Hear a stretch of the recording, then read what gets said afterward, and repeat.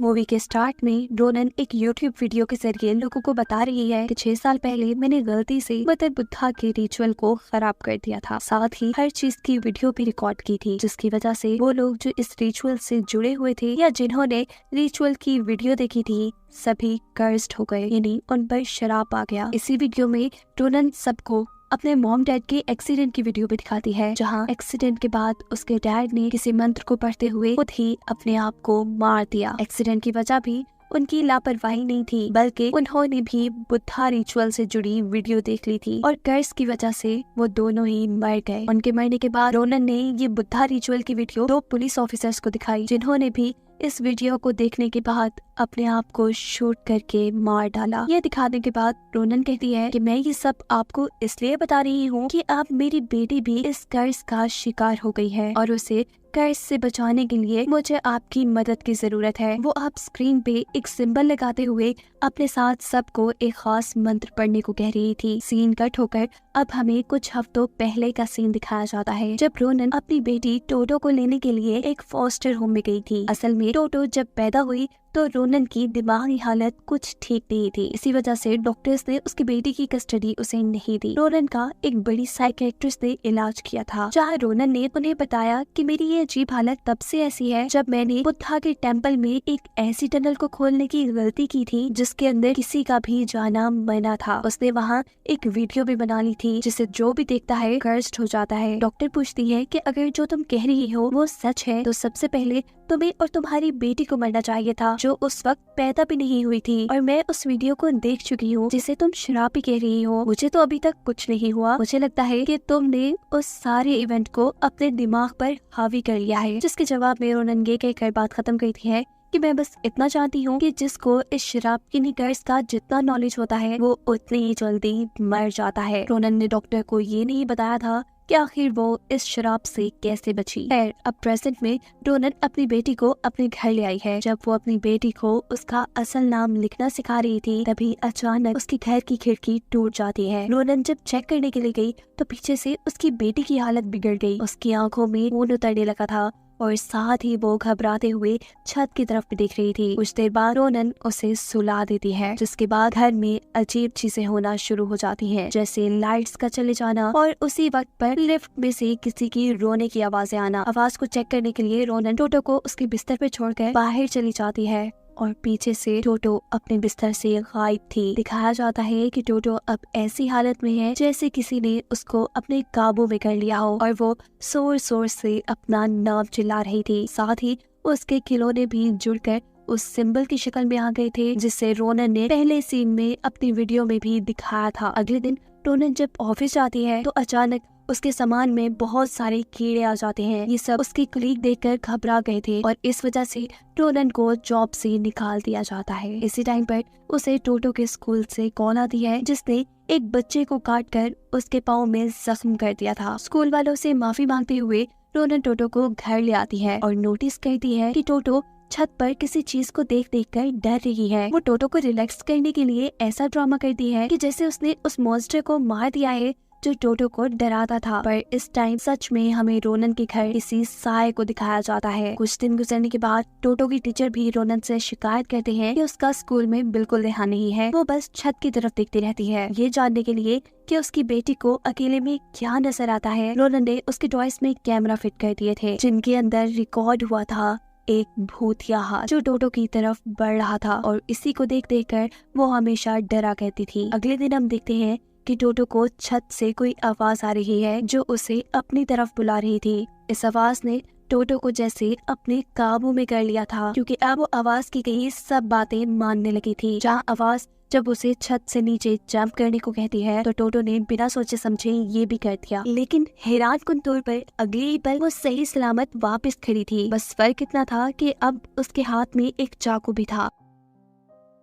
टोटो इस चाकू के जरिए छत पर बनी एक कमरे का दरवाजा खोलती है, जो कमरा देखने में ही काफी खौफनाक लग रहा है। यहाँ काफी मूर्तियाँ रखी थी और रेड लाइट जल रही थी। टोटो को यहाँ एक कैमरा मिलता है। जब रोनन उसे ढूंढते हुए इस कमरे तक आई तो उस टाइम टोटो कैमरा में एक वीडियो को देखते हुए वही मंत्र पढ़ रही थी जिसे मूवी के स्टार्ट में रोनन ने अपने व्यूअर्स को पढ़ने के लिए कहा था। ऐसा करते देखकर रोनन टोटो को डांटती है। अब टोटो की हालत भी काफी खराब हो चुकी थी। रोनन उसे लेकर इमरजेंसी में हॉस्पिटल आती है और डॉक्टर टोटो को चेक करने के बाद बताती है कि किसी बड़े सदमे की वजह से टोटो पैरालाइज हो गई है और अब वो जिंदगी भर चल नहीं पाएगी। ये जानने के लिए कि आखिर रोनन और टोटो के साथ ये सब क्या हो रहा है, कहानी शिफ्ट होती है 6 साल पहले, जब रोनन अपने 2 दोस्तों के साथ भूत प्रेत की सच्चाइयों से रिलेटेड एक चैनल चलाती थी और आज वो एक ऐसी टनल को खोलकर उसकी हकीकत सबके सामने लाने वाली है जिसे खोलना किसी भी इंसान के लिए मना है। और ये वही टनल है जहाँ से रोनन के कर्ज की शुरुआत हुई थी। ये गांव रोनन के दोस्तों का था जहाँ ये लोग कई साल बाद किसी फैमिली रिचुअल के लिए आए थे। ये लोग अंदर जाते हैं और इनसे पर्चियों पर इनके नाम लिखवाए जाते हैं। गाँव वाले लोगों के मुताबिक अब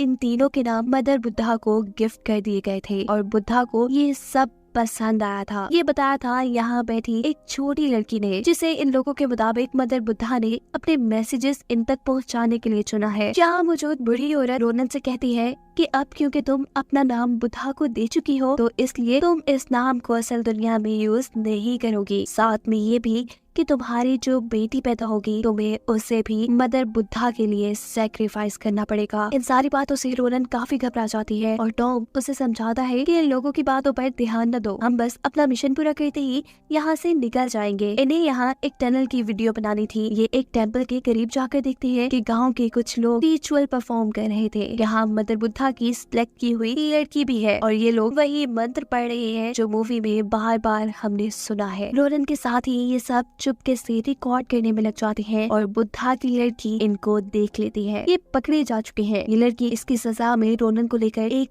अजीब से रूम में आती है जहाँ मदर बुद्धा की एक तस्वीर लगी थी जिसमें उनके एक हाथ में किसी का कटा सर और दूसरे हाथ में एक खून का प्याला था। रोनन को यहाँ ऐसा महसूस हो रहा था जैसे वहाँ रखी सभी मूर्तियाँ उसको देख रही है। तभी वो छोटी बच्ची मेंढक से भरा एक डब्बा उसे ला कर देती है और कहती है कि इन मेंढकों को अपने कान खिला दो। अब उसने ये भी नोटिस किया था कि इस बच्ची का भी एक कान नहीं है और बच्ची इस बारे में बताती है कि बचपन में इस गाँव में सुकून लाने के लिए मदर बुद्धा की ब्लेसिंग लेने के लिए मेरे एक कान को मदर बुद्धा की भेंट चढ़ा दिया गया। मदर बुद्धा को खुश करने के लिए तुम भी ऐसा ही करो। इन्हीं बातों के दौरान अचानक इस कमरे में रखी सभी मूर्तियों का मुंह मुड़कर रोनन की तरफ आ जाता है और ये बच्ची सब नॉर्मल करने के लिए रोनन को छुपा लेती है। जहाँ अब रोनन के साथियों को भी गांव वालों ने कोई भी ऐसी हरकत ना करने के लिए वार्न कर दिया था, ये कहते हुए कि इसका नतीजा बहुत गलत हो सकता है। लेकिन इन पर तो गांव वालों की किसी बात का कोई असर ही नहीं था और आधी रात होने पर ये लोग अब गांव की मशहूर टनल की सच्चाई जानने के लिए उसके टेम्पल के पास पहुँच चुके थे, जहाँ वही छोटी बच्ची शदीद सर्दी में इन्हें लेटी हुई दिखाई देती है। उसके चेहरे पर काफी सिंबल्स भी बने हुए थे। ये लोग अब फाइनली टनल का दरवाजा तोड़ चुके थे, जो कहते ही उन्हें बेशुमार बच्चों के रोने की आवाज़ें सुनाई देने लगती हैं और अब तो रोनन की तबीयत भी खराब होना शुरू हो गई है। इसलिए रोनन को छोड़कर उसके दोनों साथी टनल के अंदर जाते हैं और कुछ ही देर बाद उनकी जोरदार चीख रोनन को सुनाई पड़ती है। अचानक रोनन का एक साथी ये चिल्लाते हुए बाहर आ जाता है कि हमें यहाँ नहीं जाना चाहिए था, टनल को नहीं खोलना चाहिए था। रोनन का हस्बैंड टॉम अभी भी टनल के अंदर ही था, जिसे चेक करने के लिए रोनन वो टनल में जाती है, पर अब बहुत देर हो चुकी थी, वो मर चुका था। अंदर टनल में जो कुछ हुआ था वो रोनन के साथियों के कैमरा में रिकॉर्ड हो चुका था, जिसे मदर बुद्धा की सिलेक्ट की हुई बच्ची रोनन से लेकर तोड़ने की कोशिश करती है, पर रोनन इस कैमरा को बचा लेती है। टनल के बाहर इसी श्राप की वजह से गांव के सभी लोग पागल हो होकर मरते जा रहे थे, जिनकी बॉडी के ऊपर अब अजीब सिंबल भी बने हुए थे। यहाँ रोनन का वो साथी जो टनल से निकला था वो अपने आप को ही मार चुका था और बस एक रोनन ही जिंदा बची थी, जो किसी तरह अपने आप को बचाकर इस गांव से निकाल लेती है। सीन दोबारा उस टाइम में शिफ्ट होते हैं जब रोनन की बेटी बीमार है। रोनन जानती है कि उसने वही कर्स वाली वीडियो कैमरा में देख ली है और अब वो मदर बुद्धा के कर्स में आ गई है। उसकी हालत ज्यादा खराब होने की वजह से रोनन से दोबारा उसकी कस्टडी ले ली गई थी, पर उसका इलाज क्योंकि सिर्फ रोनन ही जानती थी, इसीलिए वो अपनी बेटी को हॉस्पिटल से किडनैप करके एक मदर बुद्धा के टेम्पल में आती है ताकि टोटो पे लगे कर्स को तोड़ा जा सके। यहाँ के लोग उनसे कहते हैं कि हम ये काम कर तो देंगे, पर हमारे रिचुअल के दौरान कोई भी 7 दिन तक टोटो को कुछ नहीं खिलाएगा। अगर उसने कुछ खा लिया तो रिचुअल का असर उल्टा हो जाएगा और सब खत्म हो जाएगा। इस टाइम तो रोनन मान जाती है, लेकिन 3 दिन गुजरने के बाद जब टोटो की हालत काफी खराब हो गई थी, उसकी बॉडी पर होल्स हो रहे थे, ऐसे जैसे उसकी बॉडी सड़ रही हो। जब भूख के मारे वो चिल्लाने लगती है तो रोनन को तरस आ जाता है और वो उसे पाइनएप्पल खिला देती है। उसके ऐसा करने पर टोटो की हालत और भी ज्यादा बिगड़ जाती है, जिससे लेकर वो फौरन टेंपल में आती है। तो मोंग की असिस्टेंट उसे कहती है कि तुमने जो किया बहुत गलत किया, तुम्हें उसे कुछ नहीं खिलाना चाहिए था। अब भुगतो जो हो रहा है। दिखाया जाता है कि मोंग की मौत हो चुकी है और कुछ ही देर में असिस्टेंट की बॉडी भी सड़कर वो भी मर जाती है। अपनी बेटी को रोनन हॉस्पिटल ले जाती है, जहां उसे मालूम हुआ है कि टोटो अब कोमा में जा चुकी है। टोटो के फोस्टर होम वाले डैड टोटो से काफी प्यार करते थे। रोनन उनको टोटो पे आए सारे कर्ज की कहानी बता चुकी थी और वो अब इस सब का हल निकालने के लिए कैमरा में मौजूद वीडियोस देखने के बाद वो कुछ सर्च करके रोनन को बताती है कि बुद्धिज्म में जो प्रे करने के लिए साइन बनाया जाता है उसका मतलब है कलेक्ट करना, दुआएं यानी ब्लेसिंग्स इकट्ठी करना, और उसका ही उल्टा साइन ये लोग वीडियो वाले रिचुअल में भी बना रहे थे, जिसका मतलब है कर्स यानी शराब को फैलाना। और जो गांव वालों के मुंह पर मरते वक्त सिंबल्स थे वो भी एक राइटिंग है, जिसे ट्रांसलेट यूनान के एक मोंक ही कर सकते हैं। दिखाया जाता है कि जैसे जैसे ये लड़का कर्स का पता चला रहा था, उसकी तबीयत बिगड़ती जा रही थी, पर उसने हार नहीं मानी थी और वो यूनान के मोंक के पास पहुंच चुका था। कर्स के बारे में सभी कुछ जानने के बाद जब वो ये बताने के लिए रोनन को कॉल करता है तो उस वक्त उसे छत पर कोई अजीब चीज दिखाई देती है। वो खुद को संभाल नहीं पाता, वो इतना पागल हो जाता है कि अपना सर टेबल से मार मार कर अपने आप को जान से खत्म कर देता है। यानी रोनन ने डॉक्टर को सही बताया था, जो जितना इस कर्स के बारे में जानेगा वो उतना ही जल्दी मर जाएगा। नेक्स्ट सीन में एक अजीब काम ये हुआ है कि काफी सालों बाद हॉस्पिटल के बाहर उस बच्ची को देखा गया है जिसे मदर बुद्धा ने सिलेक्ट किया था। ये बच्ची उसी हॉस्पिटल के बाहर थी जिसके अंदर टोटो एडमिट थी। उसके मुंह पे बहुत से सिंबल भी बने हुए थे, जिसकी खबर को न्यूज पे भी चलाया जाता है। सीन यहाँ से कट होता है और अब हमें मूवी के स्टार्टिंग सीन को दिखाया जाता है, जहाँ अपने YouTube चैनल के जरिए रोनन लोगों से बात कर रही है और अपनी बेटी को ठीक करने के लिए वो सबकी मदद मांग रही है, ये कहते हुए कि मेरा बोला हुआ मंत्र आप लोग भी पढ़े। जिसके बाद वो अपने व्यूअर्स को दिखाने के लिए एक वीडियो चला देती है। ये वही वीडियो है जो रोनन के साथियों ने टनल के अंदर रिकॉर्ड की थी। अब फाइनली हमें ये देखने को मिल रहा है कि उस टनल में आखिर है क्या। इस टनल में बहुत से मिरर्स के साथ इंसानी गोश्त, बाल और दांत रखे थे। साथ ही मदर बुद्धा और उसके बच्चों की मूर्तियां भी यहाँ थी।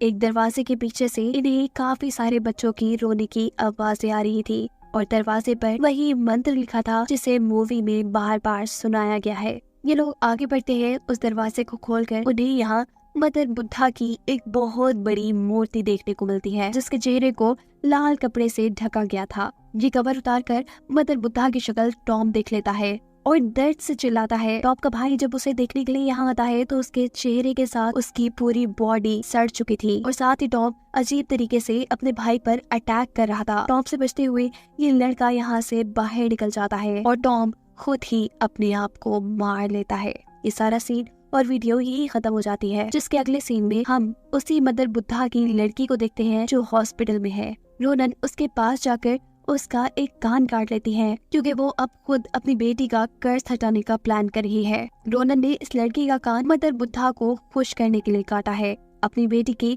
कस्टडी फोस्टर होम में देने के बाद वो अपनी बॉडी पर बहुत से मंत्र लिखती है और उस लड़की का कान लेकर के बाद अब वो उसी टनल में आई है जहाँ वो 6 साल पहले आई थी। अब यहाँ सब कुछ बिखर चुका था। वो यहाँ मौजूद हर मिरर को तोड़ने के बाद यहाँ सभी चीजों को सही तरीके से लगाने लगती है। दिखाया जाता है कि इस दौरान वो अपने चैनल पर लाइव थी। इस टनल में काम करने की वजह से उसकी बॉडी सड़ने लग गई थी और वो अब लोगों से यानी अपने व्यूअर्स से कहती है वो मंत्र पढ़े और वो सिंबल याद करें जो मैंने आपको दिखाया था। जिसके बाद वो अपने व्यूअर्स के लिए यहाँ यूनानी मोंक की एक वीडियो चला देती है। वीडियो में मोंक बता रहे हैं कि वो मंत्र जो ये लोग पढ़ रहे हैं वो ब्लेसिंग यानी दुआ नहीं है बल्कि एक श्राप है। मदर बुद्धा के मजहब में माना जाता है कि श्राप को जितना ज्यादा फैलाया जाएगा उसका असर शराबी इंसान पर से कम होता रहेगा और जो भी वो शराबी मंत्र पढ़ रहा है वो ये कह रहा है कि अब से मेरा नाम मदर बुद्धा का हो गया है और साथ ही ये भी कि कर्ज को आगे बढ़ाने की जिम्मेदारी मैं ले रहा हूँ ताकि ये कर्ज उस इंसान को नुकसान ना पहुँचाए। और जो सिंबल रोनन बार बार मूवी में दिखा रही थी वो इसी कर्ज को बड़े पैमाने पर फैलाने के लिए है। मदर बुद्धा का चेहरा इस कर्ज को बहुत जल्दी फैलाता है, इसीलिए उस चेहरे को ढांप कर रखा जाता है। मोक ने ये सारी बातें रोनन को उस वक्त बताई थी जब वो प्रेग्नेंट थी। जिनी उसे सब पहले से ही पता था। वो सभी लोगों को वीडियो के जरिए मंत्र पढ़ने का इसलिए कह रही थी ताकि उसकी बेटी के ऊपर से कर्ज खत्म होकर बाकी लोगों में ट्रांसफर हो जाए। यहाँ तक कि 6 साल पहले उसने अपने ऊपर से भी कर्ज खत्म करने के लिए बहुत से लोगों के साथ अपने माँ बाप की भी जान ले ली थी, उन्हें कर्ज वाली वीडियो दिखाकर। आखिर में मोक वाली वीडियो चलाने का मकसद रोनन का ये था कि सभी लोग अब अपने ऊपर आने वाले इस कर्ज को जान लें और इससे बचने की तैयारी कर ले। मोक वाली वीडियो खत्म होने के फौरन बाद रोनन अपनी आंखों पर पट्टी बांधकर मदर बुद्धा की मूर्ति का ढका चेहरा खोलकर उसके सामने कैमरा कर देती है ताकि श्राप जल्दी फैले और उसकी बेटी ठीक हो जाए। मदर बुद्धा की शक्ल सच में बहुत ही ज्यादा खौफनाक थी। वहाँ मुंह की जगह एक टनल थी, गोश्त से बनी एक टनल जिसके अंदर बहुत सारे सुराख थे, ऐसे जैसे गोश्त सड़ रहा हो और इसमें कीड़े पड़ जाए। रोनन के इस मदर बुद्धा के चेहरे को खोलने की वजह से उसकी भी मौत हो गई थी, पर उसकी ये सारी मेहनत बेकार नहीं गई क्योंकि कहानी के आखिरी सीन में हमें दिखाया जाता है कि उसकी बेटी बिल्कुल ठीक हो चुकी थी। कर्ज आगे लोगों पर ट्रांसफर हो गया था और उसकी बेटी पर से कर्ज का असर खत्म हो गया था, जिसे दिखाते हुए ये कहानी यहाँ खत्म हो जाती है।